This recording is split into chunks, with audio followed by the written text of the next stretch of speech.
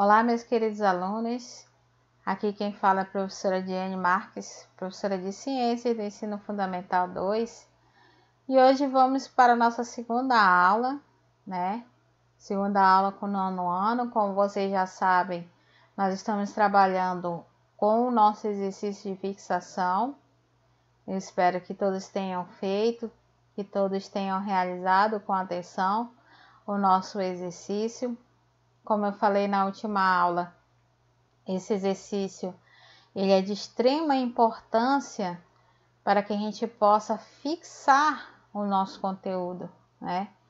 Vocês sabem que nossa avaliação ela está próxima, então esse exercício ele é muito importante para que você consiga fixar melhor esse conteúdo que nós trabalhamos esse bimestre, e aí eu tenho certeza que você terá sucesso na realização da sua avaliação, porque você está fazendo o seu exercício, você fez seu exercício, respondeu. E agora, na nossa aula de hoje, a professora vai estar fazendo o quê? Vai estar fazendo a correção. Isso mesmo, querido aluno. Nós vamos estar corrigindo, então, juntos, esse exercício de fixação que a professora passou na aula passada. Então, eu peço que nesse momento você preste bastante atenção e nós vamos então iniciar a nossa correção. Então, pegue o seu exercício e vamos lá para a correção do exercício de fixação que foi passado na aula passada. Bom, a gente inicia com a primeira pergunta do exercício de fixação, que diz o quê? Quais são as partículas fundamentais de um átomo? Então, nessa primeira questão, você tinha que me dizer quais são essas partículas fundamentais que compõem a estrutura atômica. Para quem colocou que essas partículas fundamentais são as partículas subatômicas, elétrons, prótons e nêutrons, está correto, né? Então, se você não lembra, então vamos relembrar, o átomo ele é feito por uma região central, onde tem a concentração da massa do átomo. Essa região central é composta por duas partículas, que são os prótons e os nêutrons. Os prótons eles são partículas de carga positiva, e os elétrons que ficam na região externa do átomo.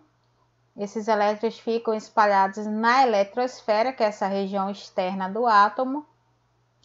E esses elétrons eles são partículas também carregadas de eletricidade, e os elétrons eles são partículas subatômicas de carga negativa. Então essa foi a primeira questão. A segunda questão diz assim: explique os fenômenos de fusão e vaporização. Então aqui você só tinha apenas que me definir o que são esses fenômenos, né, de fusão e vaporização. Então, o fenômeno de fusão é o fenômeno em que a matéria ela está saindo do seu estado sólido para o seu estado líquido. Já o processo de vaporização é quando essa matéria ela está saindo já do seu estado líquido para o seu estado gasoso. Ou seja, o fenômeno de fusão e vaporização nada mais é que fenômenos em que a matéria, quando relacionada à fusão, ela está as suas partículas, né, estão em estado ali bem fixas, né, estado sólido, e passa para o líquido. E a vaporização é quando essa matéria ela está com a sua estrutura, né, seus átomos ali mais livres, e aí acaba que ficando muito mais livres, e aí passando para o estado de vaporização, para o fenômeno de vaporização. Então, fenômeno de fusão, de sólido para o líquido, de líquido para o sólido, ou de líquido para gasoso, vaporização. E vamos para a terceira questão. Explique os fenômenos de solidificação e condensação. Bom, fenômeno de solidificação, ela está dizendo solidificar, né? Então você vai entender que é o que? A solidificação é quando a matéria ela sai do seu estado líquido para o sólido. Ela está dizendo, solidifica, né, do estado líquido para o sólido.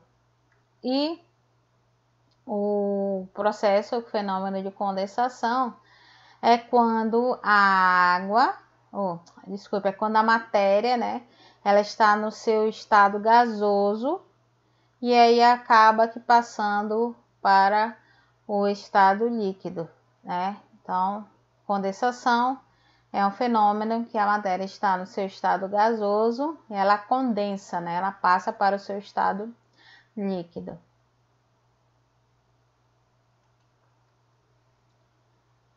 E aí, na quarta, ele pede para você explicar o fenômeno de ebulição e de sublimação, né?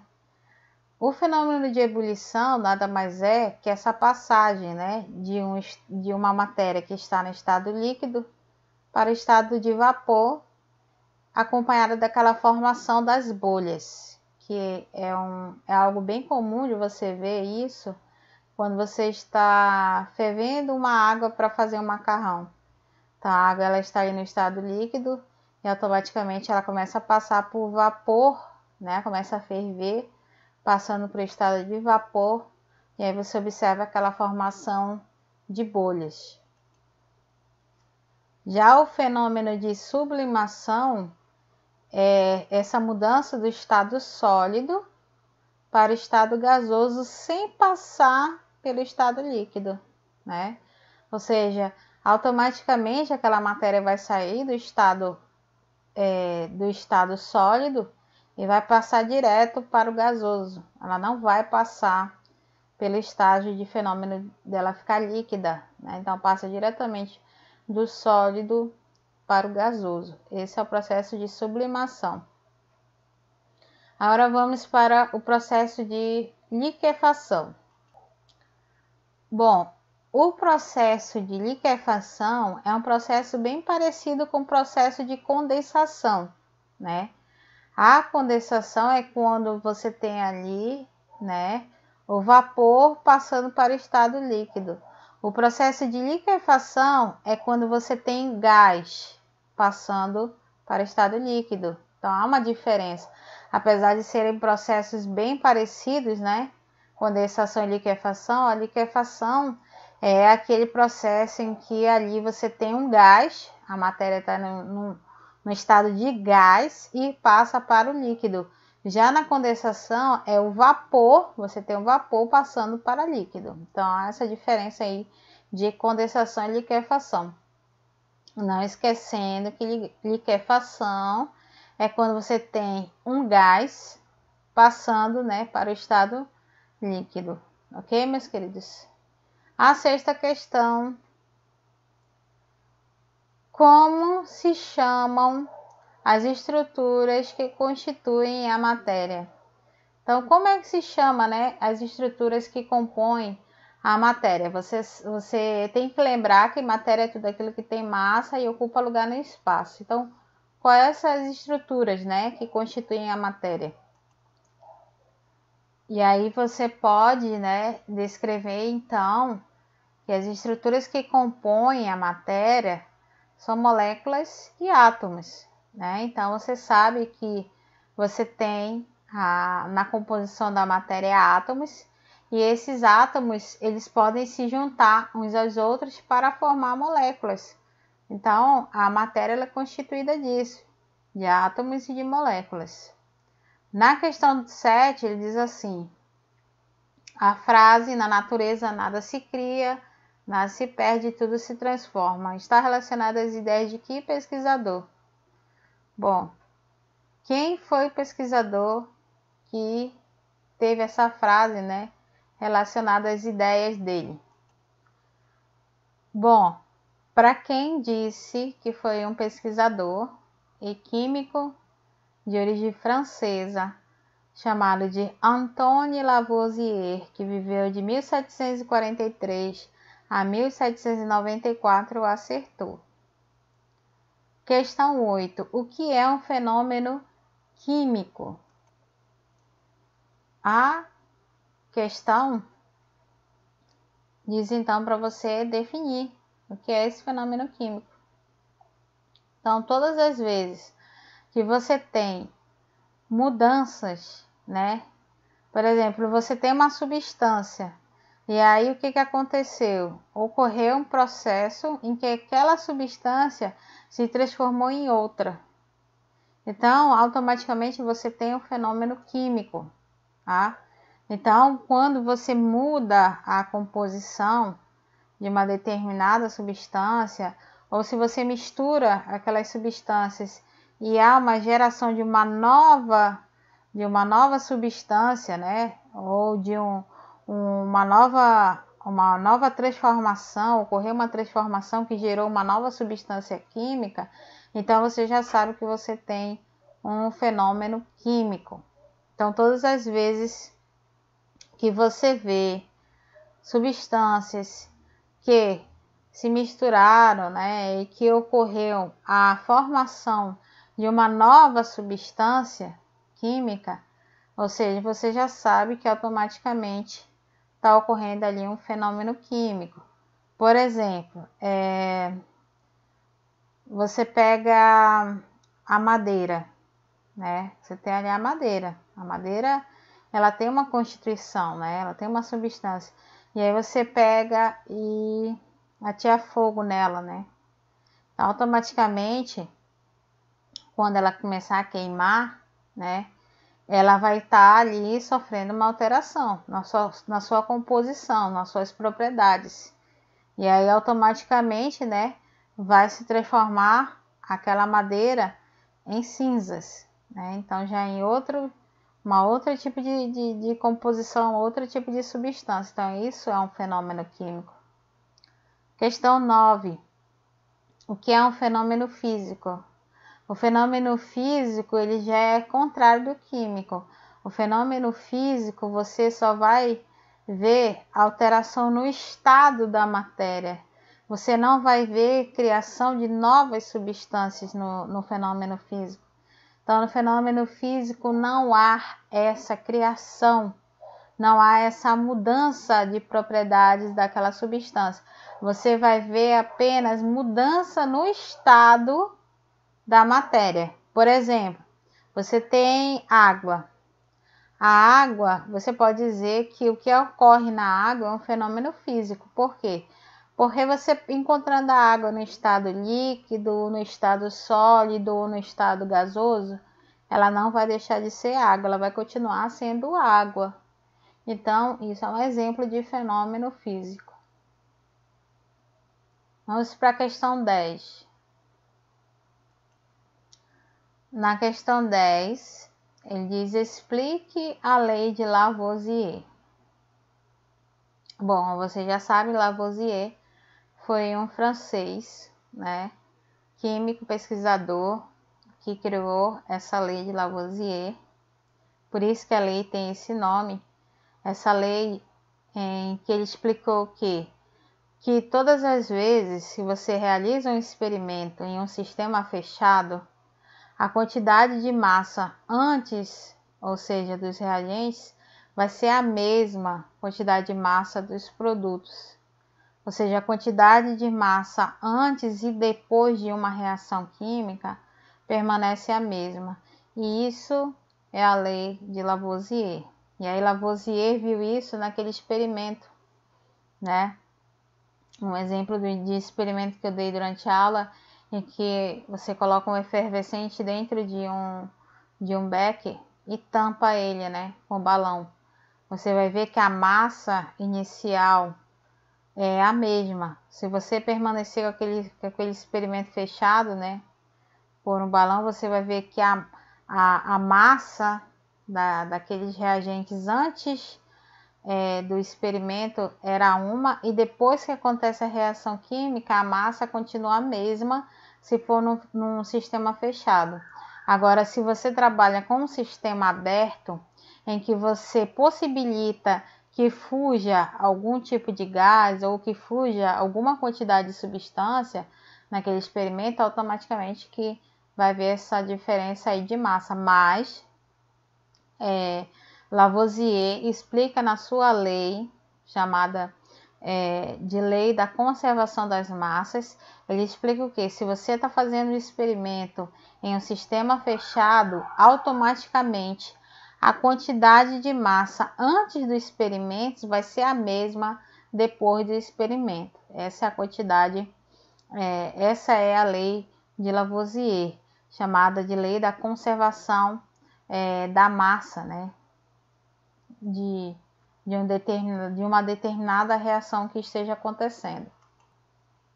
Então, durante uma reação química que esteja acontecendo, nunca vai haver nem ganho nem perda de massa, né? A massa vai continuar a mesma, independente do que esteja acontecendo ali na reação química.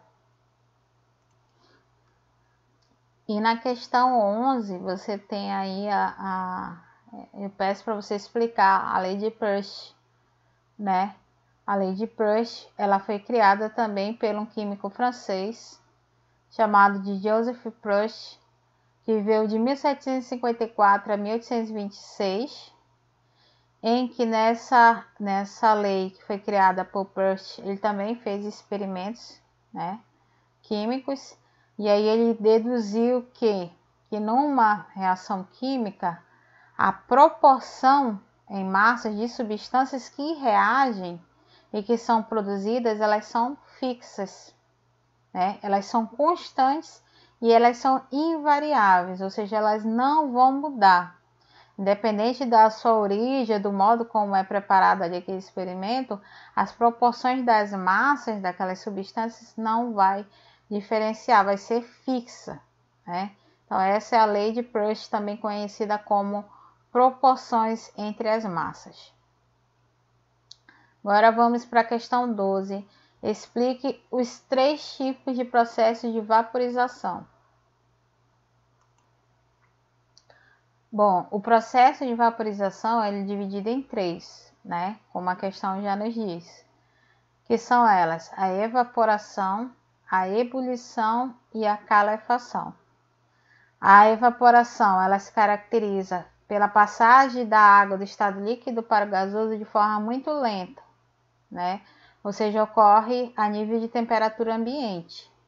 A ebulição é uma passagem muito rápida, né, do estado líquido para o gasoso, ou seja, é um pouquinho mais rápida do que a evaporação. Então, na evaporação, a água no estado líquido ela vai passar para o gasoso de forma lenta, ou seja, natural. A ebulição ela já é um pouquinho mais rápida que a evaporação, ou seja, a passagem do estado líquido para o gasoso já vai ser um pouquinho mais rápida, né? E é necessário que a gente esteja colocando aquela matéria em uma fonte de calor, para que possa ocorrer um pouco mais rápido, ou seja, que o processo de ebulição ocorra mais rápido.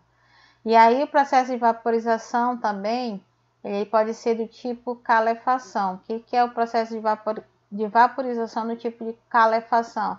É aquela em que a passagem no estado líquido para o gasoso é quase que instantânea, é automática, é de imediato. É você pegar uma frigideira, colocar na boca do fogão, deixá-la esquentar bem, e aí você coloca com conta-gota, uma gotinha naquela frigideira. Então, aquela gota de água ali, ela vai sair do estado líquido para o gasoso quase que instantaneamente, de forma muito rápida. O processo de vaporização é dividido em 3, em evaporação, ebulição e calefação. Então, quem colocou assim, acertou. E aí, quais são os 3 estados que a água pode ser encontrada, hein, queridos? Essa questão é muito fácil, né? Essa aí você aprendeu desde lá do ensino fundamental 1. Os 3 estados que a água é encontrada, né, na natureza: estado sólido, líquido e gasoso. Muito simples essa questão. Agora vamos falar um pouquinho sobre o modelo atômico, né? Modelo atômico de Dalton, Thomson, Rutherford e Bohr. Na questão 14, ele pede para você explicar o modelo atômico de Dalton, né? O modelo atômico de Dalton, ele é conhecido popularmente como modelo atômico de bola de bilhar, Eu até comentei isso com vocês já, né? Então, nesse modelo, Dalton imaginou que os átomos eles eram partículas fundamentais maciças, né? De forma que tinham formato esférico, eles não podiam se dividir e eram indestrutíveis. Então, Dalton imaginou os átomos dessa forma, né? E aí, os átomos é a menor parte da matéria. Então, era assim que o modelo atômico de Dalton era descrito. Ele descreveu que o átomo eram partículas assim, partículas homogêneas, maciças, esféricas, indestrutíveis e indivisíveis. Agora vamos para o modelo atômico de Thomson. Questão 15, né? Explica o modelo atômico de Thomson. Então, Thomson foi um pesquisador, né, que também descreveu um modelo atômico para explicar a estrutura da matéria. E nesse modelo atômico dele, ele descreveu que o átomo, ele também era uma esfera, né? Só que ele descreveu essa esfera de maneira que ela era uniforme, carregada positivamente, e que ela era toda incrustada de cargas negativas, né? Tanto que esse modelo atômico de Thomson, ele é conhecido como o modelo atômico de Pudim de Passas, que inclusive na minha aula eu comparei esse modelo dele com um panetone, né? Você tem ali a massa do panetone, que é a massa, né, uniforme, positiva, e aquelas frutas, né, cristalinas que tem ali no meio do panetone, seriam esse incrustamento, né, de cargas negativas. Então, as frutas que estão ali misturadas na massa do panetone seriam essas cargas negativas, que são os elétrons.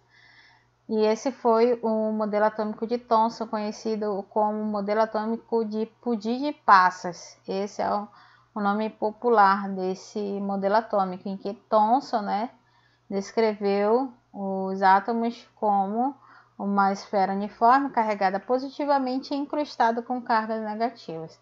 Vamos para o modelo atômico, então. Questão 15 explica o modelo atômico, ou questão 16, explica o modelo atômico de Rutherford.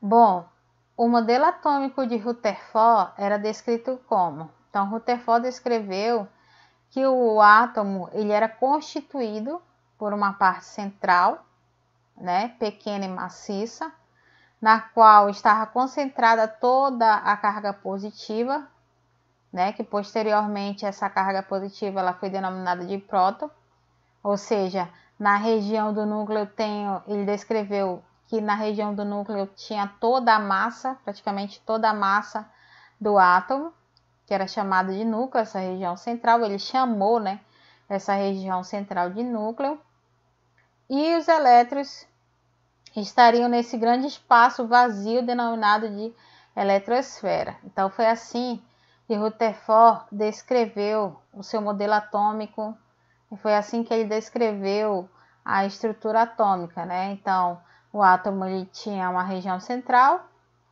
onde tinha uma concentração maior da massa do átomo, que nessa região central, né, tinha os prótons, que na época ele ainda não sabia que se chamaria, né, próton, mas ele sabia que era ali no núcleo que tinha a concentração maior da massa do átomo, e ele chamou essa região central de núcleo, e essa região externa, esse espaço vazio, que ele chamou assim de espaço vazio, ele denominou de eletrosfera, onde estavam espalhados os elétrons, que foram vistos aí nesse modelo atômico de Rutherford. Agora vamos para a questão 17, explica o modelo atômico de Bohr. Algo que eu esqueci de salientar é que o modelo atômico de Rutherford, ele é conhecido como modelo atômico planetário, né? Que dá essa referência de como se o núcleo do átomo fosse o Sol e os elétrons que ficam ali ao redor do núcleo fossem os planetas do sistema solar. Então, como esse modelo atômico de Rutherford foi conhecido assim, como modelo planetário, porque É um modelo em que a imagem dele parece mesmo ali o nosso sistema solar, por isso que o modelo atômico de Rutherford ficou conhecido como modelo planetário. Vamos então agora para o modelo atômico de Bohr. O modelo atômico de Bohr, ele foi um modelo, podemos citar assim, né? Que o modelo atômico de Bohr é um modelo atômico melhorado de Rutherford.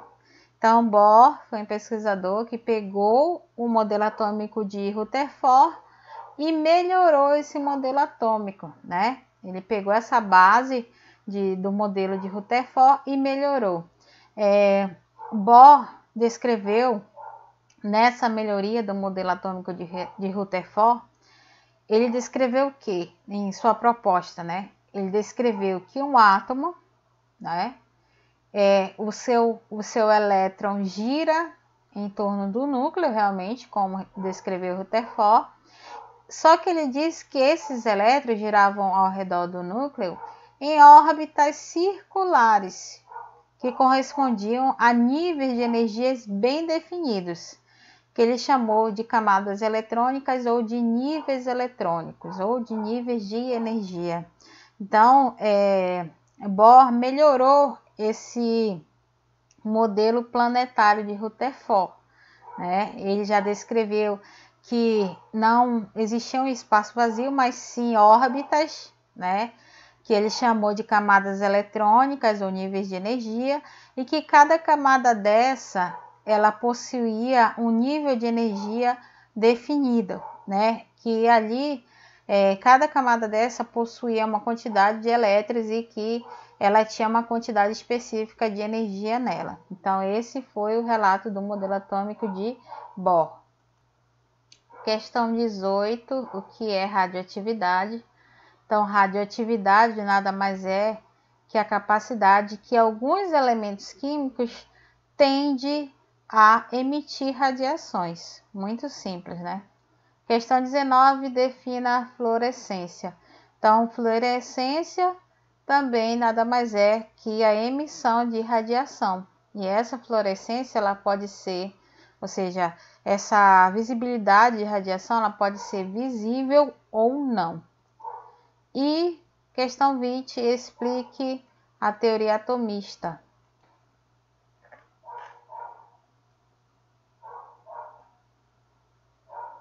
A teoria atomista, né, ela nada mais é que ela é definida como que a matéria ela é composta de pequenas partículas que são indivisíveis, né, que são chamadas de átomos. Essa teoria atomista foi a primeira teoria a descrever a composição da matéria. Questão 21. Quem foram os pesquisadores que propuseram a teoria atomista, né?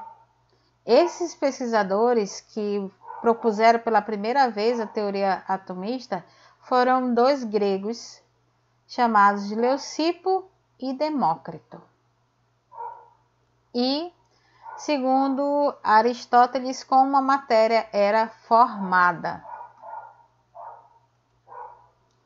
Então, para Aristóteles, ele descreveu o quê? Que os elementos fundamentais, que eram a terra, o fogo, o ar e a água, eles se combinavam para formar toda a matéria existente, né? Então, era assim que Aristóteles definia a matéria, né? Ele dizia que a terra, o fogo, a água e o ar, eles se combinavam para formar toda a matéria existente. E o que são reagentes e o que são produtos, questão 23 e 24. Bom, os reagentes nada mais são, né, que aquelas substâncias que vão se combinar, né, ou seja, aquelas substâncias que estão antes da setinha numa reação química. São substâncias que se combinam, né, para que ocorra ali uma reação química. E elas estão localizadas antes da seta na reação química. Já a questão 24, que fala dos produtos, os produtos é a produção, né? É a substância formada através da união desses reagentes que estavam antes da setinha. Os produtos ficam depois da setinha, que são as substâncias que vão ser formadas a partir da reação dos reagentes. E questão 25 explica o balanceamento de reação e coeficiente estequiométrico. O balanceamento da reação química nada mais é que a capacidade que nós temos de igualar o número de átomos de uma reação química de ambos os lados, tanto do lado dos reagentes como do lado dos produtos. E o coeficiente estequiométrico é aquele número inteiro, né, que fica na frente da molécula daquele átomo, que vai ajudar para que ocorra o balanceamento da reação química. Ok, meus queridos? Então é isso. Boa aula para vocês, boa correção. Espero que vocês tenham acertado o exercício de fixação. Agora é estudar para a prova. Tchau!